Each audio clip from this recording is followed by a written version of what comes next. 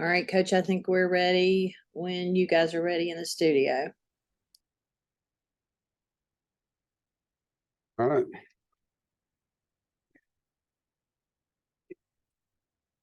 Okay, just recapping the game. Obviously, a tough emotional loss for our staff and team, and the guys were very invested and fought hard to win the game. It was a great turnout and environment, and it was awesome to see Coach Cower and his family and deserving wonderful recognition for a great guy, alum, coach that admire so much, and thankful that he was able to be here with all of his family, and it's great to see him and see the fans recognize him the way they did. As a team, you know, you win as a team, you lose as a team, and we know that we have a lot of things to focus on to get the scoreboard in our favor. It was really a game of two halves. In the first half, I felt like we played complementary football. You know, even though we didn't score the number of points you'd like to see, we did not turn the ball over. We forced 2 turnovers on defense. As a team, we only had 2 penalties, went in at half up 10-0. Played a tremendous first half defensively. You know, the second half, obviously, the opposite with what we did offensively. You know, you turned the ball over 3 times, and as a team, we had 8 penalties in the second half, and that's just too much to overcome against a team like that. And they won the second half 13-0. Ultimately, that was the difference in the game. And you know, it was really tough. You know, defensively played a great game.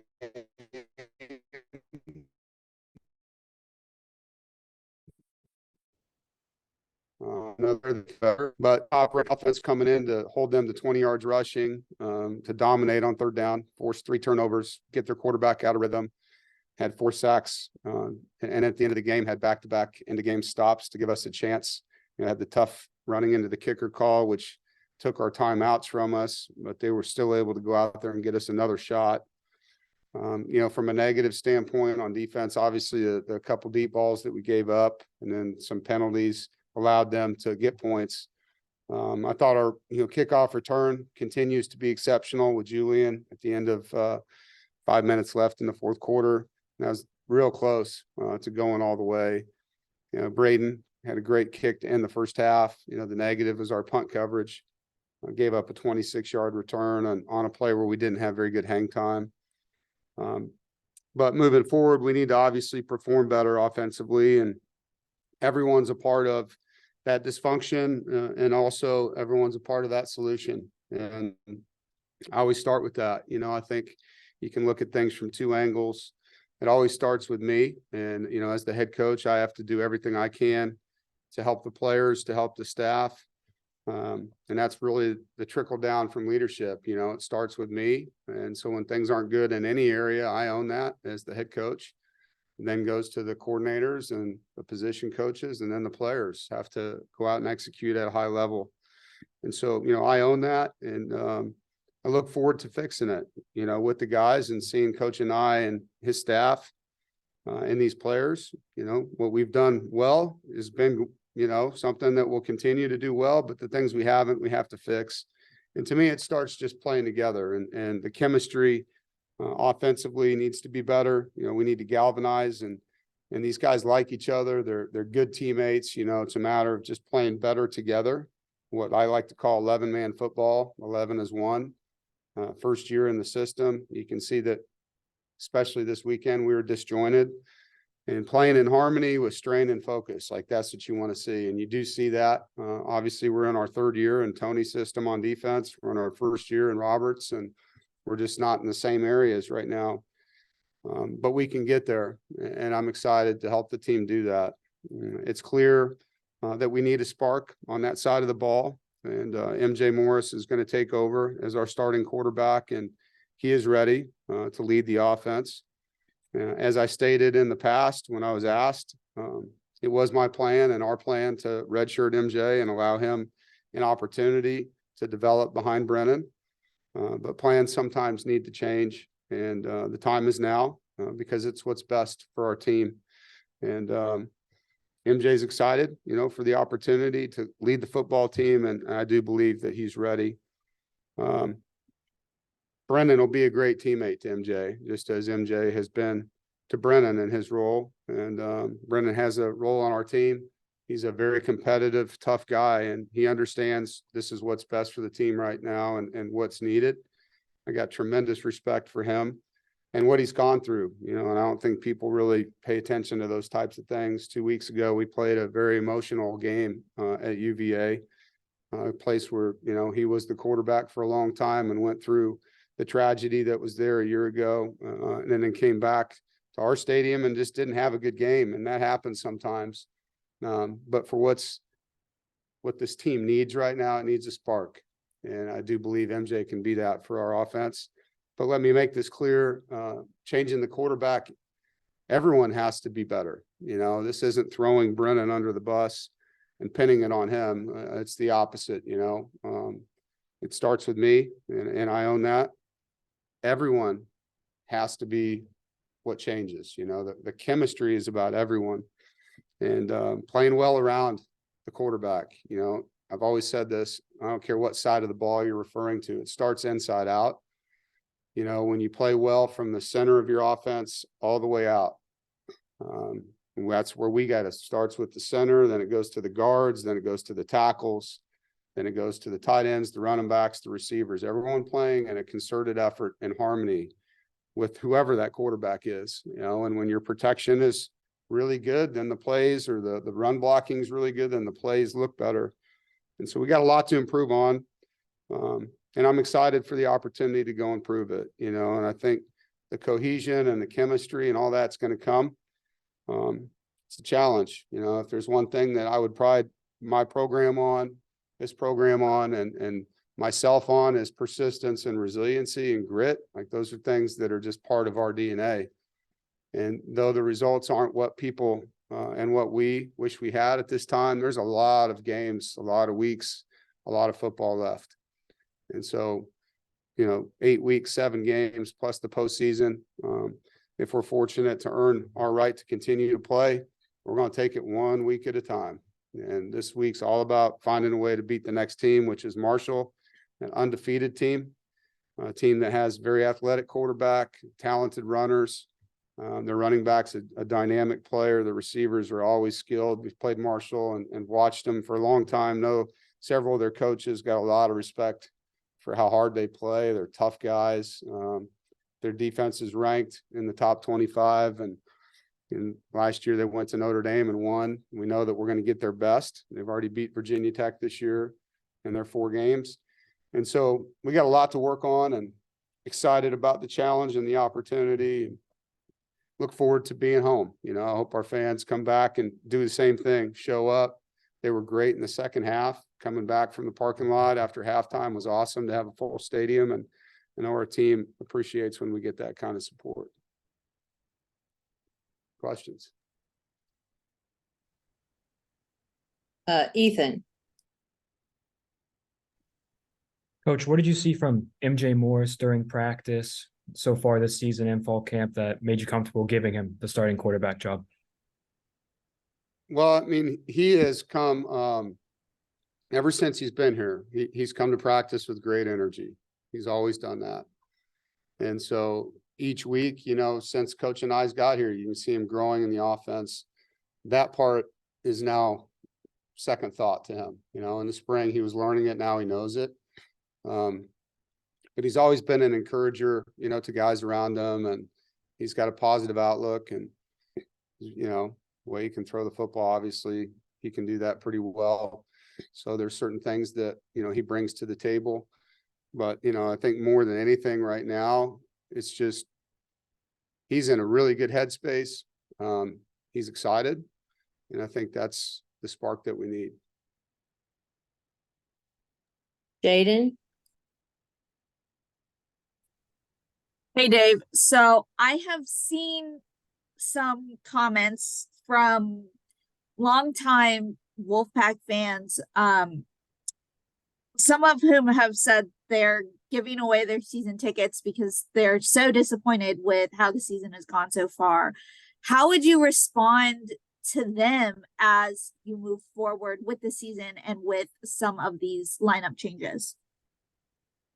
You know, I can't make decisions for fans. You know, they're going to have to do what they think's best for them. We're going to do everything we can to win games and give our players every chance that we know how to go be competitive. We're not quitting on them, and I would hope that they would understand that as much as we hate losing, they hate losing, to stick with the guys and continue to have that resiliency and grit that NC State is known for. James? Yeah, Dave, Jacarius Peak played a major role against Louisville, got a lot of reps at right tackle. Just evaluate his performance and really his first true start there. It looked like he did some good things. He did, yeah. You know, I actually just met with him and proud of him. You know, he went in against a really good defensive line.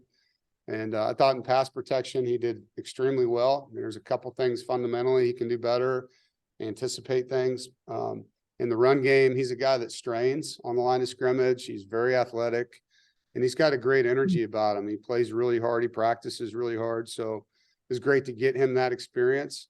I know that will serve us and him well moving forward. And just to follow up, was that also a way to maybe get you a little more depth inside? I know you were able to play Tim at guard some. Is that kind of went into the thinking as well? Well, with Dylan out, you know, we felt like just to get our best five on the field, that was the way to do it, was to get Peak at tackle and Tim inside. And that got us the chance to really get our best five in the game and still have a rotation going. With Dylan returning, which we expect him to play this week, you know, it allows us to move Tim back outside if that's what we want to do. So with injuries, sometimes you have to adjust. Appreciate it. Rod? Yeah, Dave, no two quarterbacks are the same. Is there any schematic readjustments, realignments, or anything you have to do to calibrate for the QB change? Yeah, I know Coach and I will always try to play to what a player's strengths are and you know, do what they can do best. That's where the offense starts. You know, to tell you what those are, I don't think would be smart going into the week of the game, but I would tell you that Coach and I is going to use the skills of the guys he has to the best of his ability. That's what he's good at. Brian? Pirtle? Yes, thank you. Hey, Coach. Especially as building the chemistry in the overall offense, making the switch to Morris at QB. How do you think the offensive line is gonna? How can they handle this adjustment well? Well, I'm hoping everyone handles it well. You know, I think that's their responsibility as teammates, is to support the guy that's in the position that he's in and, you know, go play as hard as you can. And I think, you know, as a former offensive player, I always took it personal, you know, when players tackled my running back or tackled my quarterback. You want to protect those guys and help them. And I would expect it to be no different in our locker room. That's the expectation and the standard, is to go play as hard as you can for your teammates. And I know MJ will bring great energy to those guys. Noah? Hey, good afternoon, Coach. You know, you talked about looking for a spark, kind of making, you know, MJ the quarterback now. What did you kind of see from him, you know, in the games he played last year? And, you know, how do you kind of hope that he can take that experience and take it into this weekend's game? Well, he's got a very calming effect on game day. He's not a guy where the lights are too big. You know, he just jumped in as a freshman, went and played. And some guys, you'd see him shrink in those scenarios. He doesn't. He's the same guy in games as he is in practice. And so his level of ability to just be himself and whatever's going on around him doesn't impact him in a negative way, I think really shows his maturity. You know, again, the decision to redshirt him at the beginning of the year was about development. It wasn't about he's not a good player. You know, as we went with experience and wanted to give him a chance to have an extended period of time to be healthy and develop as a player. And I think it served him well. I mean, he looks really good right now. And so we're bailing on that a little earlier than expected, but he got an entire off season and all of training camp and the whole month of September here under his belt. He feels good, and it's what the team needs. Ryan Murphy? Yeah, Coach, when did you make the decision, and how did you tell Brennan in particular? And given that, you know, he's a transfer and all that went into that, how difficult a conversation is that? Yeah, I came in Saturday. We played Friday night, as you know, and I watched the game a bunch of times and then sat down with the coaches on offense, and we watched a bunch of it together, talked about the season so far, talked about where we're at, where we need to go. And then Sunday, when we came back in, made that decision, met with those guys individually and let them know what we were doing. They both handled it as good teammates and competitors would. Like I said, Brennan's going to be a great teammate.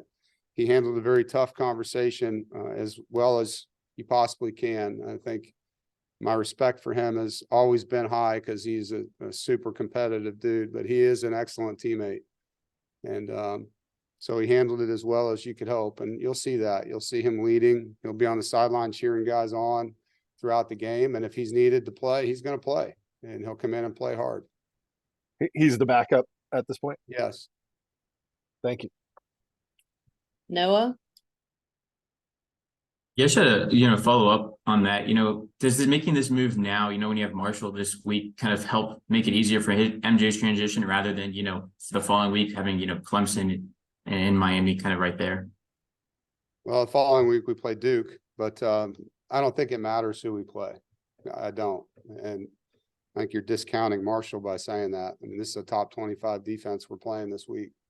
So this is the right time to do this for the football team. It has nothing to do with who we're playing. It's how we're playing, not who we're playing. And this is the right time to do this. And again, it's not what our plan was. Sometimes plans don't go as the way you hoped, and so you have to adjust. And, as fans out there, I hope that they adjust as well, and I think that's the biggest thing you can say is it's a long season, man. A lot of things can happen in the next 7 weeks and will happen in college football.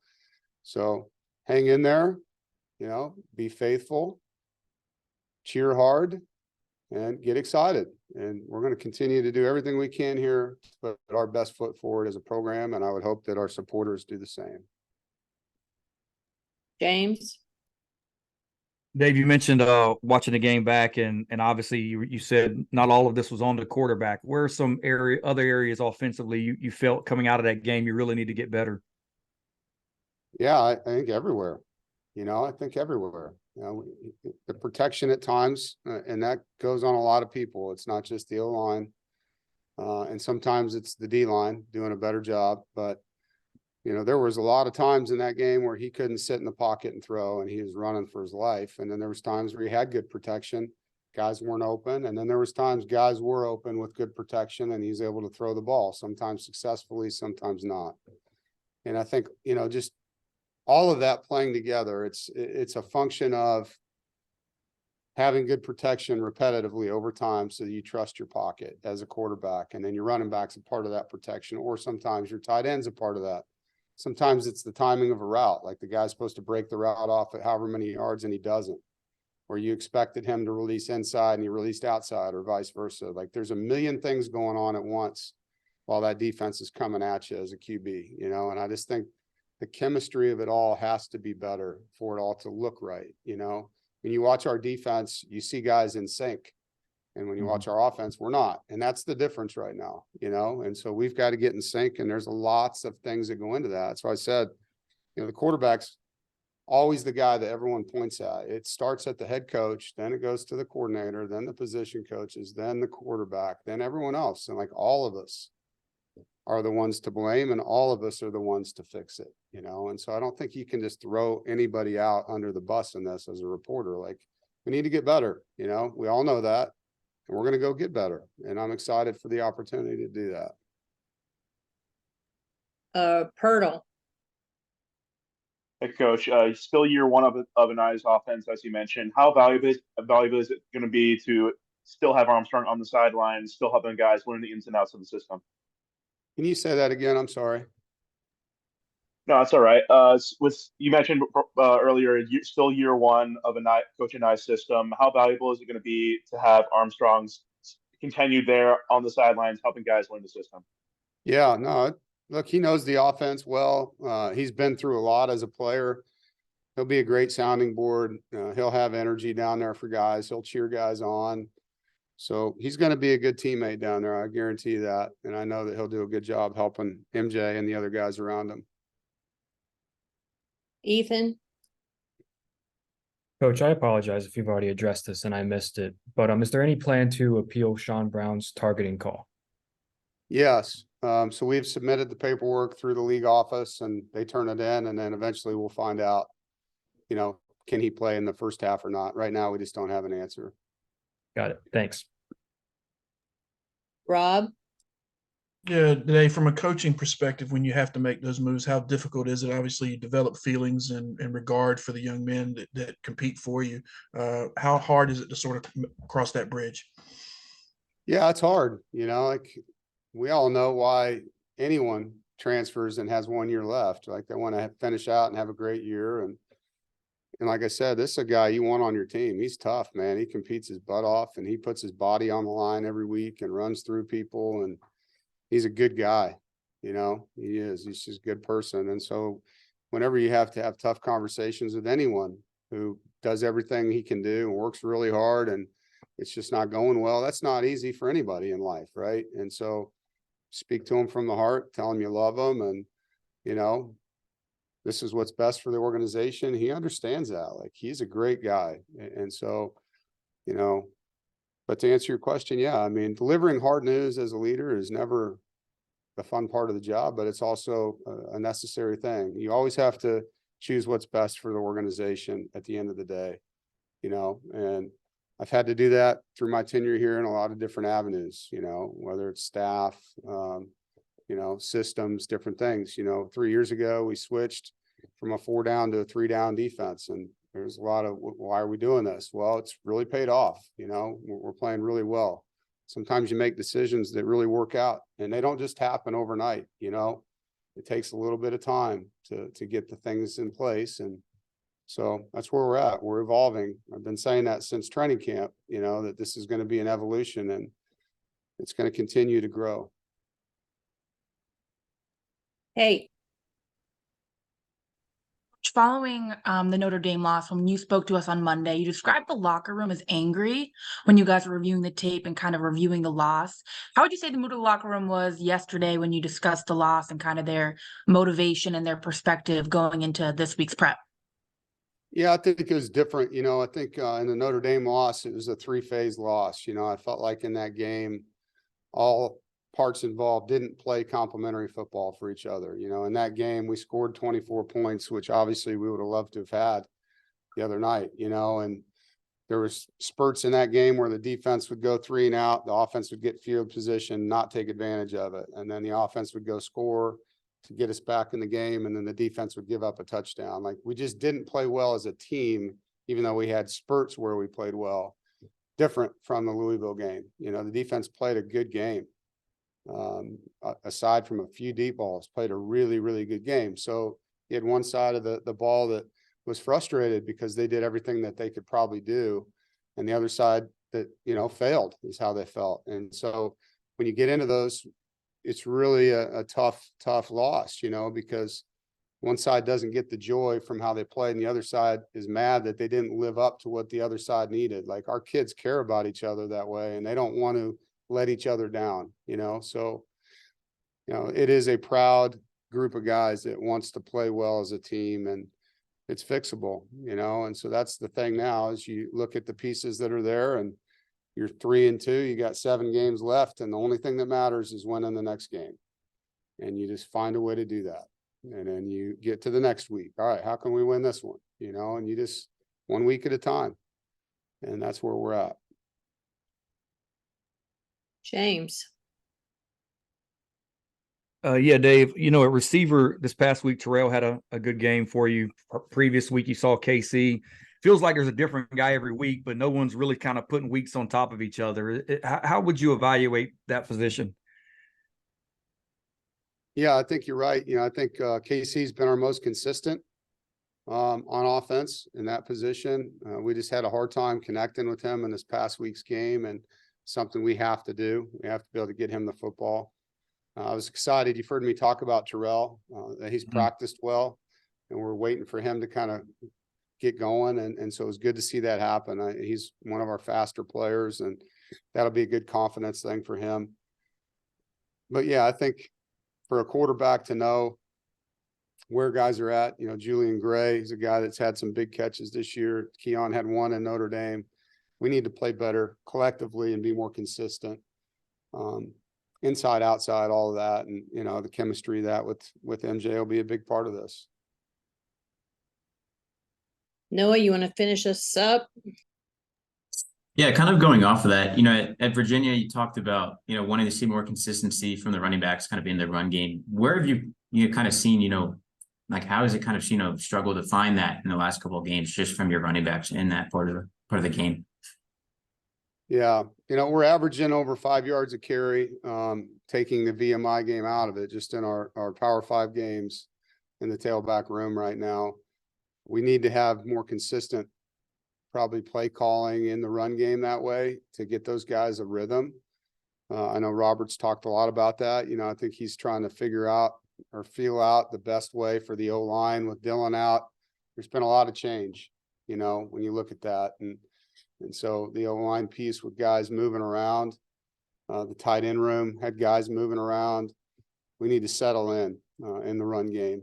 And so Michael Allen has showed that he can produce some things there. Obviously, we've seen Delbert Mims run hard, and he's hard to bring down. You know, Jordan stepping away and then losing Kendrick was a part of that too. You know, that rim dynamic changed, and that's just the reality of what's happened in there. And so, you know, picked up the slack in the run game a little bit, probably a lot with Brennan. Some of that's just him running on his own, some of those designed runs that you saw. So we need to settle in now that we, you know, have MJ in there with the run game and where we're at. And hopefully we'll have Kendrick coming back to us here soon. All right. Thank you guys. Have a good day. Thanks, Coach. Thanks, everybody.